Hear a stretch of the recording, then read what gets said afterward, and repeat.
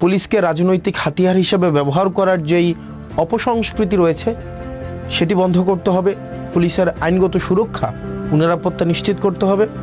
জনগণের সেবা প্রাপ্তির অন্যতম মাধ্যম থানাগুলোকে আধুনিকায়ন করতে হবে। থানার যেই প্রযুক্তিগত এবং পরিবহনগত যে অপ্রতুলতা রয়েছে সেটির সীমাবদ্ধতা নিরসন করতে হবে। সংসদের প্রথম অধিবেশনে বলেছিলাম যে পুলিশকে ম্যানেজ করে চলার যে একটা সংস্কৃতি আছে সেটা থেকে মূলত হচ্ছে আমাদের দেশে পুলিশি যেই বিদ্যমান দুর্নীতিগুলো সৃষ্টি হয়।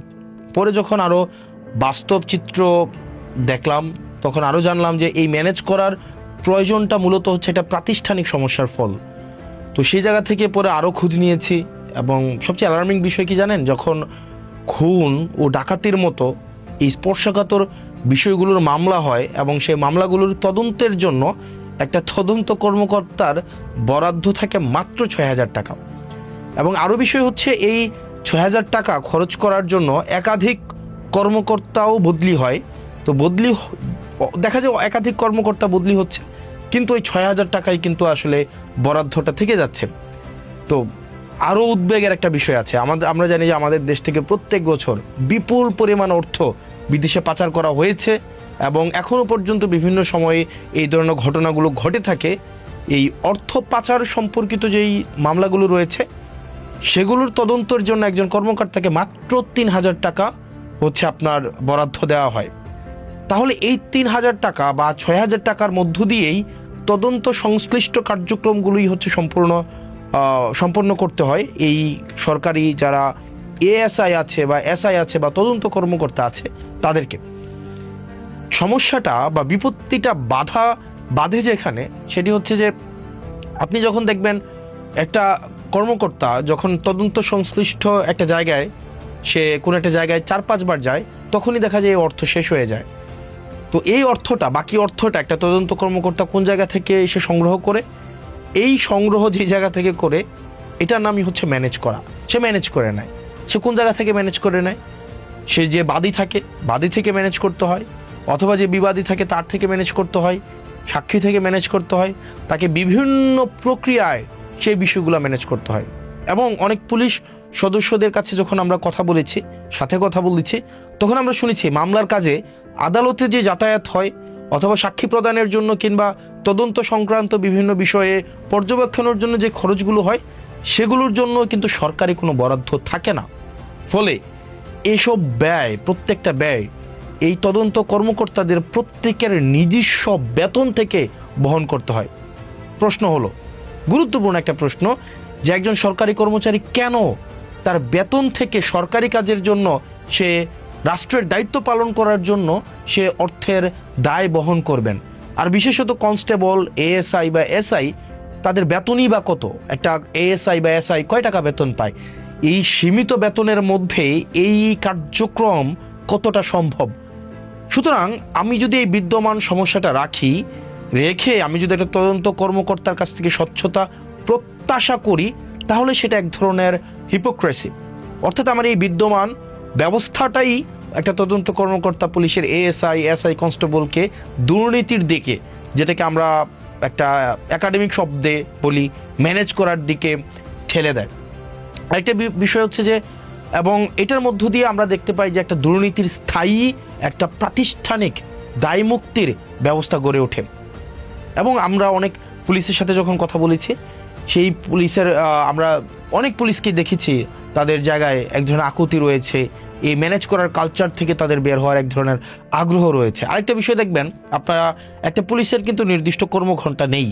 আমরা সংসদে বলেছিলাম যে 15-16 ঘন্টা বা তারও বেশি সময় যে ওভারটাইম করানো হয় সেটার জন্য যেন তাদেরকে ওভারটাইম দেওয়া হয়। কারণ তাদের যে চাকরির প্রকৃতি একটা জরুরি সেবামূলক কার্যক্রম, এবং তাদের জায়গা থেকে দেখা যায় আমাদের লোকবলের ঘাটতি রয়েছে, সেই জায়গা থেকে তাদের ওভারটাইম এবং জরুরি ভিত্তি বিবেচনা করে তাদের অনেক সময় তাদের প্রত্যাশিত বা তাদের বরাদ্দ কাজের থেকে বেশি সময় ডিউটি করতে হয়। সেই বিবেচনায় আমরা ওভারটাইম দেওয়াটা সেটা ন্যায্য। স্বরাষ্ট্রমন্ত্রী কথা দিয়েছেন, আমরা প্রত্যাশা করি সেই আশ্বাসটিকে উনি বাস্তবায়ন করবেন। পাশাপাশি আরও নিশ্চিত করতে হবে তাদেরকে যেন এই ম্যানেজ করে যে কালচার রয়েছে সেই কালচার থেকে তাদেরকে বের হয়ে আসতে এই সরকার তার ব্যবস্থাপনা নেয়। একই সাথে সাথে সরকারি অন্যান্য চাকরিজীবীদের মতো পুলিশের সদস্যদের কর্মপরিবেশ এবং সপ্তাহে যে ছুটি রয়েছে এই ছুটির ক্ষেত্রটি বিবেচনা করা যায় কিনা, কারণ তাদের মনস্তাত্ত্বিক সমৃদ্ধি, তাদের মানসিক প্রশান্তি বা মানসিক কার্যপ্রণালী পর্যবেক্ষণ করার জন্য ছুটির বিষয়টি বিবেচনা করা যায় কিনা রোস্টিং পদ্ধতির মধ্য দিয়ে, সেটিও সরকারকে বিবেচনা করতে হবে। একই সাথে সাথে আপনারা দেখবেন একটা পুলিশ কর্মচারীকে যেভাবে যে প্রক্রিয়ায় লেগুনাতে করে এনে খাওয়া দেওয়া হয় রাস্তার মধ্যে, আপনারা দেখবেন সেটি অমানবিক। এইভাবে আসলে আমরা চাই পুলিশের জীবনমান, তাদের যেই থাকার জায়গাটি রয়েছে, একই সাথে সাথে তাদের খাদ্যাভ্যাস, তাদের খাদ্য সরবরাহ করার যে প্রক্রিয়াটি সেটি যেন মানসম্মত, স্বাস্থ্যকর এবং সম্মানজনক হয়, সেই বিষয়টি যেন নিশ্চিত করা হয়। এবং যে বিষয়টি গুরুত্বপূর্ণ, যে জনগণের একটা বড় অংশ এখনো পর্যন্ত বিপদে পড়লে পুলিশের কাছে যেতে দ্বিধাবোধ করে, এই অবিশ্বাসটা দূর করা জরুরি। এমন একটি পরিবেশ আমাদেরকে গড়ে তুলতে হবে যেখানে মানুষ প্রথমেই যেন পুলিশের শরণাপন্ন হয় এবং পুলিশ যেন তার আস্থার জায়গায় মানুষ পুলিশকে নিয়ে আসে। এর জন্য প্রয়োজন আমাদের গুরুত্বপূর্ণ পরিবর্তন দরকার। যেমন পুলিশকে আমাদের না বলা শেখাতে হবে এবং রাষ্ট্রীয় ট্রেনিংয়ের মধ্য দিয়ে সেটি নিশ্চিত করতে হবে। আইন বহির্ভূত বা অন্যায়ভাবে কোনো নির্দেশ এলে তা প্রত্যাখ্যান করার মানসিকতা এবং সাহস পুলিশের থাকতে হবে। আপনারা জানবেন যে অনেক ক্ষেত্রেই দেখা যায় প্রভাবশালী ব্যক্তি বা মহল পুলিশের উপরে চাপ সৃষ্টি করে অনেক সময় বেআইনি এবং নীতিবিরুদ্ধ কাজ করতে পুলিশকে বাধ্য করে। সেই জায়গা থেকে আমরা চাই পুলিশ বের হয়ে আসুক, পুলিশ না বলা শিক্ষক। এমনকি এই জায়গাতে আমরা জনপ্রতিনিধি যারা আছি, আমরা এই সংস্কৃতির বাইরে নয়, আমরা জেনে না জেনে, চেতন বা অবচেতন মনে আমরা এই সংস্কৃতির অংশ হয়ে যাই। সেজন্য পুলিশকে আমরা চাই অন্যায্য, আমরা চাই না কোনো যেই জিনিসটা লফুল না, এই ধরনের কোনো অর্ডার যেন তারা বাস্তবায়ন না করে। সেই জায়গায় পুলিশের না বলার এই সাহস এবং পেশাগত সততা পুলিশের থাকা উচিত। পুলিশকে অবশ্যই আমরা একই সাথে সাথে এটাও বিশ্বাস করি যে পুলিশের অবশ্যই সরকারের ঊর্ধ্বতন কর্তৃপক্ষের আইনসম্মত নির্দেশ পালন করতে হবে।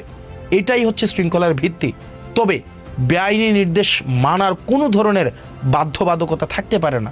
কারো বিরুদ্ধে সুনির্দিষ্ট অভিযোগ বা গ্রেফতারি পরোয়ানা থাকলে আইনানুগ ব্যবস্থা নেওয়া হবে, এটাই স্বাভাবিক।